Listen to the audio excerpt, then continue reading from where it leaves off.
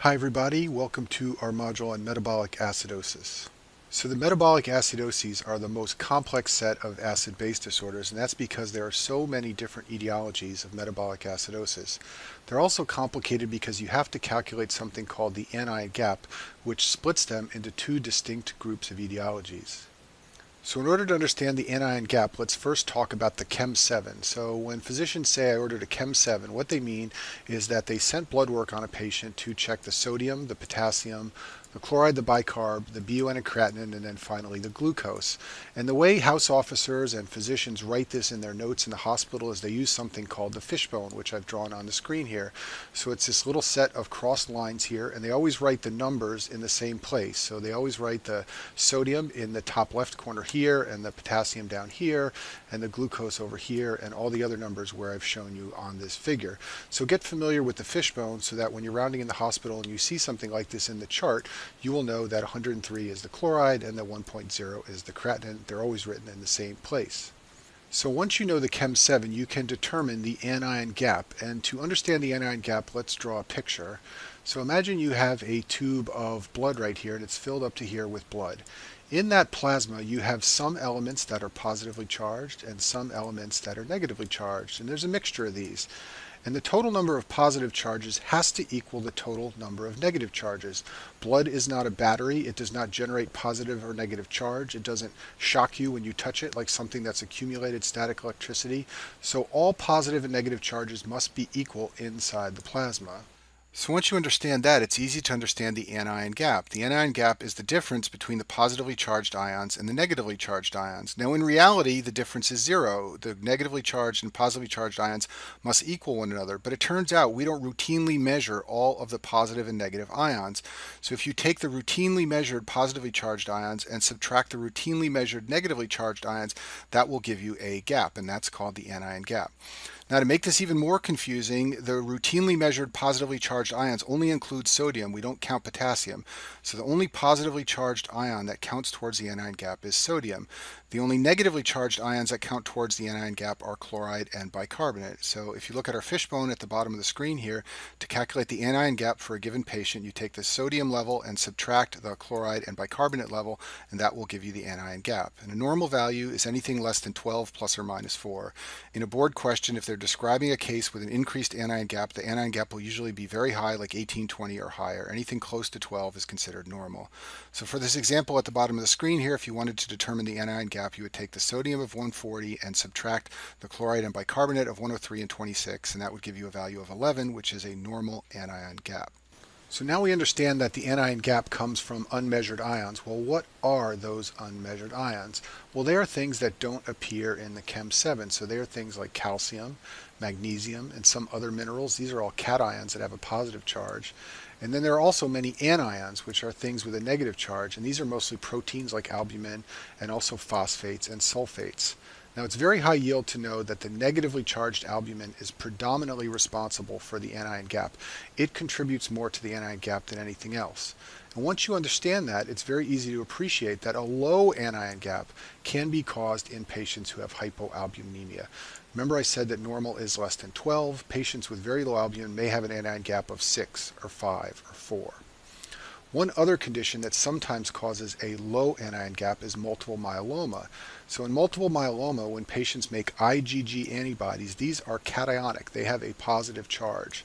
So they will push other cations like sodium out of the plasma, and they may also draw in other negatively charged ions like chloride. This will shrink the anion gap and give you a small anion gap.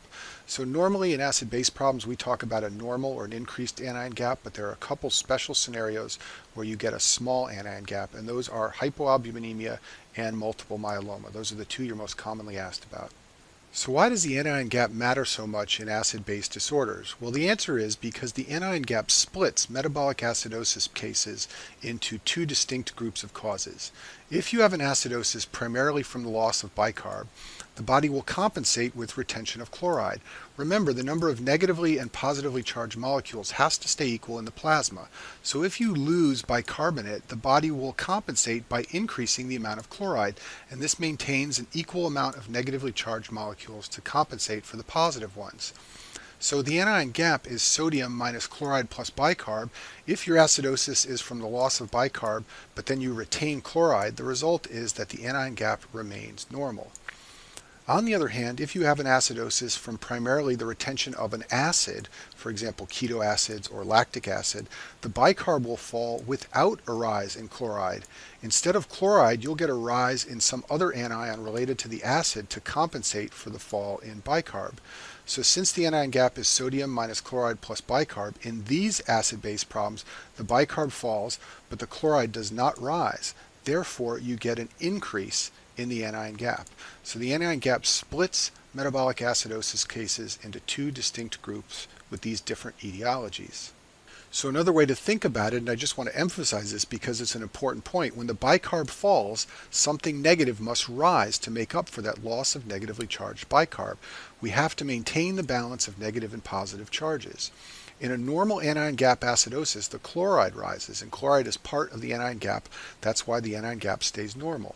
In a high anion gap metabolic acidosis, unmeasured acids rise, and that's what makes up for the loss of negatively charged bicarb. So just to make this point very clear, let's go over two quick cases of acidosis problems. The first one's at the top here, and you see that the pH is 7.31, and that's reduced, so we're dealing with an acidosis. So the first thing I do is look at the bicarb. The bicarb here is 16. That's always written in the middle of the bottom of the fishbone. So a bicarb of 16 is low. Normal is 24, so we're dealing with a metabolic acidosis. So as soon as I see I have a metabolic acidosis, what I do is I just look up at the chloride.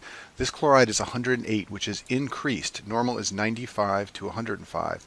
So I already know that most likely this is a non-anion gap metabolic acidosis because the chloride level is high. We can go ahead and calculate the anion gap. It's 134 minus 108 minus 16, which is 10, and that's normal. But we already had a pretty good idea this was going to be normal because the chloride was up. The second case has a pH of 7.27. That's also low, so this is an acidosis. We look at the bicarb and it's 11. That's reduced, so this is a metabolic acidosis. Then we look at the chloride and we find that it's 93. That is not elevated. In fact, that's a little bit low. Normal is 95 to 105. So because the chloride is not increased, I know that we almost certainly have an anion gap metabolic acidosis. To confirm that, I calculate the anion gap. It's 132 minus 93 minus 11, and that works out to 28. So it's an anion gap metabolic acidosis. So my point in showing you these two cases is to let you know that the chloride largely tells the tale. When the chloride's up, you almost always have a non-anion gap metabolic acidosis. In fact, those acidosis problems are sometimes called hyperchloremic metabolic acidoses. When you have a normal or reduced chloride level, then you almost certainly have an anion gap acidosis. Now let's talk about Winner's formula, because Winner's formula is critically important in determining whether the respiratory compensation for a metabolic acidosis is appropriate. So when you have a metabolic acidosis, no matter what the cause, no matter what the anion gap, there will be a compensatory respiratory alkalosis. The body will begin to hyperventilate and blow off carbon dioxide, and this will lower the PCO2. Winner's formula tells you the expected decrease in PCO2 for a metabolic acidosis.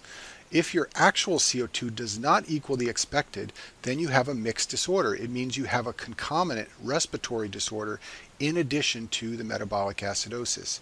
So the bottom line is that you need to check Winner's formula for all metabolic acidoses to make sure that the respiratory compensation is appropriate. And I've written Winner's formula down here. It's 1.5 times the bicarb plus 8 plus or minus 2. One other measurement that's very important in metabolic acidosis problems is called the delta-delta. It's also called the delta ratio. And this applies only to anion gap metabolic acidoses. If you have an increased anion gap acidosis, the increase in the anion gap should be similar to the fall in the bicarbonate level. So you can calculate the change in anion gap by taking the patient's anion gap and subtracting 12, which is a normal anion gap. You can calculate the change in bicarbonate by taking 24, which is a normal bicarbonate, and subtracting the patient's bicarbonate.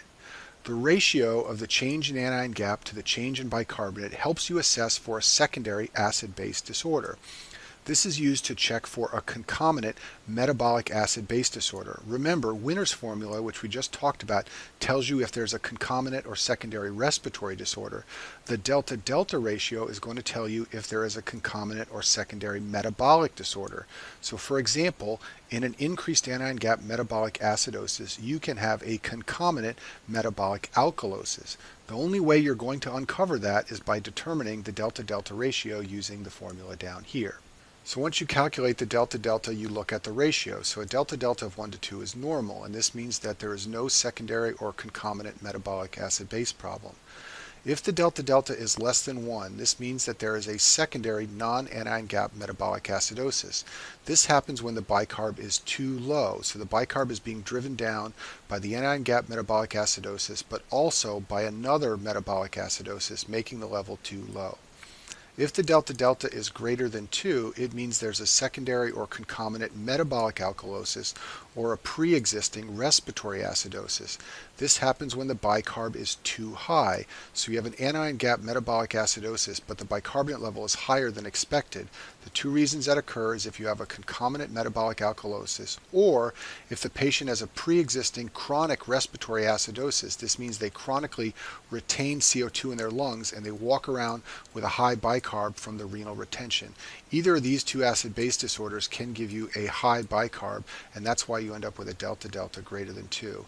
So just remember that you use this equation in all anion gap metabolic acidoses to determine whether there is a concomitant or secondary metabolic acid-base disorder. So it's easiest to understand this if we consider a hypothetical example. So suppose a patient has a pH of 721. That's a low pH, so we have an acidosis. The bicarb is 12, so a low bicarb and an acidosis is a metabolic acidosis. And then the sodium is 150 and the chloride is 96. So from these numbers we can calculate the anion gap, and it's high at 42. Recall that normal is 12. So the delta anion gap is the patient's gap minus a normal gap of 12, and that works out to 30. The delta bicarb is a normal bicarb of 24 minus the patient's bicarb of 12, and that works out to 12. So the delta-delta ratio is 30 over 12, and that's 2.5. This is too high, so that means the bicarbonate level is too high. There must be some concomitant disorder making the bicarbonate level too high. And the two things that can raise the bicarb are a concurrent metabolic alkalosis or a prior chronic respiratory acidosis. So we must have one of these two things going on. And the delta-delta ratio has allowed us to uncover this in the setting of an anion gap metabolic acidosis. So for the rest of this module, I'm going to discuss specific causes of metabolic acidoses, and I'm going to start with the non-anion gap metabolic acidoses because those are the simplest. So there are 6 main causes of a non-anion gap metabolic acidosis, and I've listed them here. So the first one is diarrhea, and this is easy to understand because you lose bicarbonate in stool, so patients who have diarrhea will lose the bicarb and they will get a non-gap acidosis. Another one is acetazolamide. So this is our carbonic anhydrase inhibitor that blocks formation and resorption of bicarb in the proximal tubule. So when you can't resorb bicarb, you lose bicarb, and the result is an acidosis. If you are taking spironolactone, which is an aldosterone blocker, or if you have Addison's disease where you don't make aldosterone, you lose the effects of aldosterone. And one of the effects of aldosterone is to excrete H+ effectively. So when you can't excrete it, you will retain it. And when you retain hydrogen atoms, you develop an acidosis. If you infuse saline into a patient, you dial down the renin-angiotensin-aldosterone system. This gives you a low aldosterone level. And anytime you have a low aldosterone level, you don't excrete H+ and you retain acid. And this can give you a metabolic acidosis. Patients who are receiving intravenous nutrition, that's called hyperalimentation, can get a metabolic acidosis. This is because the metabolism of some of the nutrients in hyperalimentation create hydrogen chloride, which is acid, and this lowers the pH. This is often offset by adding bicarb to the intravenous nutrition for hospitalized patients. And then finally, if you get a renal tubular acidosis, you can get a non-anion gap metabolic acidosis. And I talk about all these disorders in a separate module.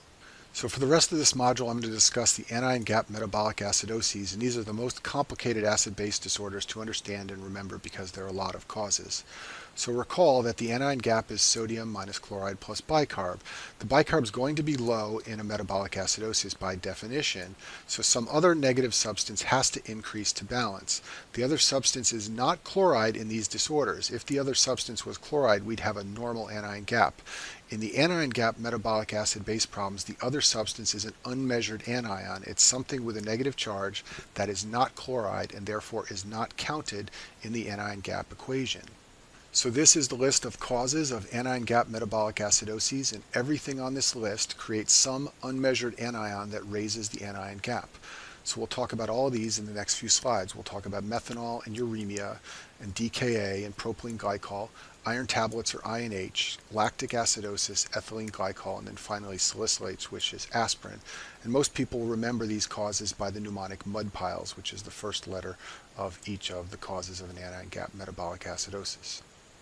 So we'll start with methanol. Methanol gets metabolized to formic acid, and formic acid is really bad. It's a central nervous system poison. It can destroy your optic disc and make you go blind, and it can put you into a coma. Methanol is found in antifreeze, de-icing solutions, windshield wiper fluid, lots of solvents and cleaners and fuels, and lots of industrial products.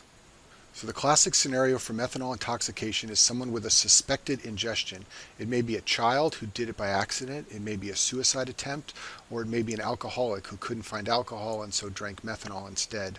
The patient will have confusion from the CNS toxicity. They might appear inebriated. And then very importantly and very high yield to remember, there will be visual symptoms from the formic acid affecting the optic disc. And then of course there'll be a high anion gap metabolic acidosis. The treatment for methanol intoxication is to inhibit alcohol dehydrogenase. So alcohol dehydrogenase bioactivates methanol, converts it to formic acid, and that's the toxic metabolite. So if you give ethanol, that will help. That will block alcohol dehydrogenase from doing its job on methanol. And then there's also an antidote called fomepizole or antizol that can sometimes be used. But both of these are going to inhibit alcohol dehydrogenase so the methanol does not get converted to formic acid. Next, we'll talk about ethylene glycol. So this gets metabolized to unmeasured anions glycolate and oxalate. And both of these are kidney toxins. They have very slow excretion. And just remember that ethylene glycol destroys the kidneys. Glycolate in particular is toxic to the renal tubules. And oxalate, you may know, can cause calcium oxalate crystals. That's what forms certain kinds of kidney stones. And just like methanol, ethylene glycol is found in antifreeze and solvents and cleaners and things like that. So the classic scenario here is going to be another suspected ingestion, the same situation, maybe a child, maybe a suicide attempt, maybe an alcoholic. But then instead of the visual symptoms, you will see flank pain, oliguria, and anorexia. And these are all from acute renal failure. And then of course there'll be a high anion gap metabolic acidosis. And this has the same treatment as methanol. You need to inhibit alcohol dehydrogenase so that you don't turn the glycol into its toxic metabolite. So once again, you can use ethanol intravenously or fomepizole, that antizol antidote to ethylene glycol intoxication. Just to make this point very clear, here's a slide from our biochemistry module on ethanol. At the top of the screen is the chemical structure of ethanol. Ethanol is what you consume when you drink alcoholic beverages. It's metabolized by alcohol dehydrogenase into acetaldehyde. Also on the screen are the chemical structures of methanol and ethylene glycol, and you can see that they have very similar chemical structures to ethanol, so it's easy to understand why methanol and ethylene glycol are also metabolized by alcohol dehydrogenase. Methanol is converted to formaldehyde, which can become formic acid, and ethylene glycol is converted to glycoaldehyde, which can become glycolate and oxalate. So if someone has taken a toxic overdose of either methanol or ethylene glycol, you can treat that by administering ethanol. Ethanol will compete with methanol and ethylene glycol for alcohol dehydrogenase, and when ethanol binds to the enzyme, that will prevent the binding of methanol and ethylene glycol, and it will decrease their conversion into the toxic products. Propylene glycol is another chemical that's sometimes used as antifreeze because it lowers the freezing point of water. It's also been used as a solvent for intravenous benzodiazepines, and in the past, patients who were on dosages of IV benzos that were too high developed propylene glycol toxicity. It gets metabolized to pyruvic acid, acetic acid, and lactic acid, and it has many adverse effects. It can cause hemolysis, it can cause seizure and coma, and multi-organ system failure. It gives you a high anion gap metabolic acidosis from the lactate. That's one of the unmeasured anions in this situation. And the main clinical feature of an overdose of propylene glycol is just the CNS depression. There are no special visual symptoms or nephrotoxicity here like there is with ethylene glycol and methanol. Next, let me mention isopropyl alcohol, which does not cause an anion gap metabolic acidosis. But the reason I'm mentioning it is because it's found in many of the same industrial products as methanol and ethylene glycol. It has effects very similar to ethanol, and a key scenario is an alcoholic who can't get his or her hands on some booze, so they ingest some isopropyl alcohol. It gets converted by alcohol dehydrogenase to acetone, and acetone is much less toxic than the metabolites of methanol or ethylene glycol. Importantly, it does not cause an anion gap metabolic acidosis, as I said, so if someone's ingested toxic products but they do not have a high anion gap acidosis, it suggests isopropyl alcohol, and this is something you'll learn about if you ever do a rotation in toxicology. There's no role for fomepizole or ethanol here, and the main symptom of ingestion is coma. So I just mentioned this because it often comes up in the same areas as methanol and ethylene glycol. So moving on with our mud piles list of causes of anion gap metabolic acidosis, the next one is uremia. So advanced kidney disease can cause an anion gap metabolic acidosis, and I underline the word advanced because it has to be advanced. Early kidney disease is different. That causes a non-gap acidosis. The reason for this is because the tubules aren't working in early kidney disease, so they don't excrete hydrogen ions like they're supposed to. This means that more bicarb goes out in the urine, and then the body retains chloride to balance the charge. This gives you a normal anion gap. In later, more advanced kidney disease, you cannot excrete organic acids, so you retain things like phosphates, sulfates, urate, and other anions, and this increases the anion gap. But it has to be advanced kidney disease, and it's usually associated with other uremic symptoms like pericarditis and confusion and hyperkalemia. Diabetic ketoacidosis classically causes a high anion gap metabolic acidosis. This usually occurs in type 1 diabetics. Their insulin requirements rise, but they cannot be met because their pancreas can't make enough insulin. A classic trigger for this is an infection or a diabetic who stops taking his insulin. As you know from biochemistry, fatty acid metabolism leads to the production of ketone bodies like beta-hydroxybutyrate and acetoacetate, and these are the unmeasured anions that are going to increase the anion gap and cause an acidosis.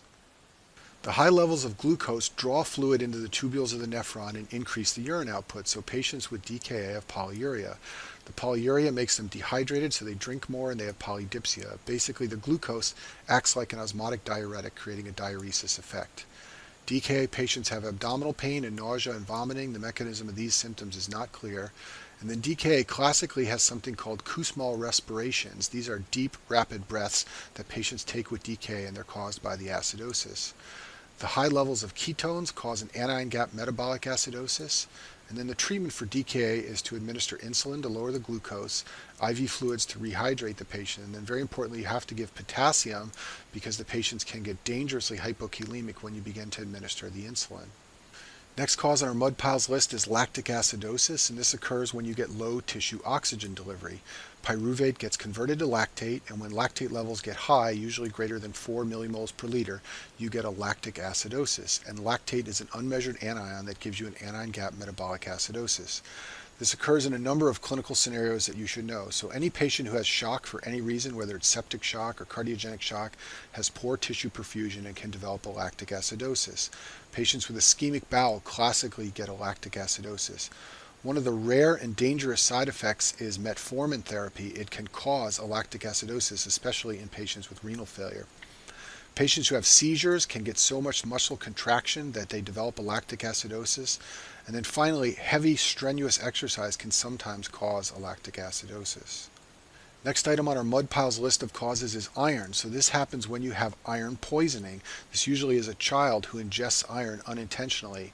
Initially there's a GI phase where there's abdominal pain, and this is due to direct toxic effects of iron on the GI tract. But then about a day or so later you'll start to see cardiovascular toxicity. So these patients can go into shock and become tachycardic and hypotensive. They also get a coagulopathy because iron inhibits thrombin formation and function. They get liver failure from hepatic dysfunction, and this also can worsen the coagulopathy, so these patients are highly prone to bleeding. They can also get acute lung injury from the direct toxic effects of iron. And in this phase is when you often see an anion gap metabolic acidosis. When patients recover from the iron overdose, weeks later they often get a bowel obstruction. This is because you get scarring at the gastric outlet where the iron accumulates. So there's two reasons you get an anion gap metabolic acidosis during that acute phase. First of all, there are ferric irons, which are unmeasured anions. And then also these patients often hypoperfuse their tissues, so then they can get a lactic acidosis. So both of these things can contribute to a high anion gap metabolic acidosis. Next item on our list is isoniazid, or INH. This is a tuberculosis antibiotic, and an acute overdose can cause severe seizures. In fact, it can cause status epilepticus. And all this seizure activity can lead to anaerobic metabolism, and that can cause lactic acidosis from muscles. So the lactic acidosis is what gives you an anion gap metabolic acidosis. And then the last item on our mud piles list is salicylates, and this means aspirin overdose. So it's very high yield for your boards to know the metabolic consequences of an aspirin overdose. So aspirin causes two acid-base disorders. Shortly after ingestion of an overdose amount of aspirin, you get a respiratory alkalosis. This is because the salicylates stimulate the medulla, and recall that the respiratory control center is in the medulla, and this leads to hyperventilation, and the patient will blow off CO2 and get a respiratory alkalosis. Several hours after aspirin ingestion, an anion gap metabolic acidosis will develop. This is because the salicylates decrease lipolysis and they uncouple oxidative phosphorylation, and as you know from biochemistry, this inhibits the whole citric acid cycle. As a result, you get accumulation of pyruvate and lactate and ketoacids, and all these can lead to an acidosis. So because it causes two disorders, the pH is variable. It may be acidotic, or it may be alkalotic, or it may even be normal. It depends on when you catch it. The CO2 level is usually low due to hyperventilation, and the bicarb level is also usually low due to acidosis. Importantly, if it's an acidotic patient and you use Winter's formula to determine the predicted CO2, you will find that Winter's formula predicts a CO2 higher than what you actually have. Or to put it another way, the CO2 for the patient will be lower than what you expect for the compensation, and that's because it's a mixed disorder. This is easier to understand if we go through a sample case. So let's presume we have a patient with a pH of 7.3, a PCO2 of 20, and a bicarb of 14. The pH is low, so it's an acidosis, and the bicarb is also low, so this means it is a metabolic acidosis. Now the PCO2 is low because the lungs are compensating, but we're going to use Winter's formula to determine if that compensation is appropriate. So Winter's formula says that the expected PCO2 is 1.5 times the bicarb of 14 plus 8 plus or minus 2, and this works out to 29 plus or minus 2. So our actual PCO2 is 20, and that is lower than expected, and that is because aspirin is leading to hyperventilation and causing a concomitant respiratory alkalosis. And this is what you can see in an acid-base problem of a patient with aspirin overdose. And that concludes our module on metabolic acidosis.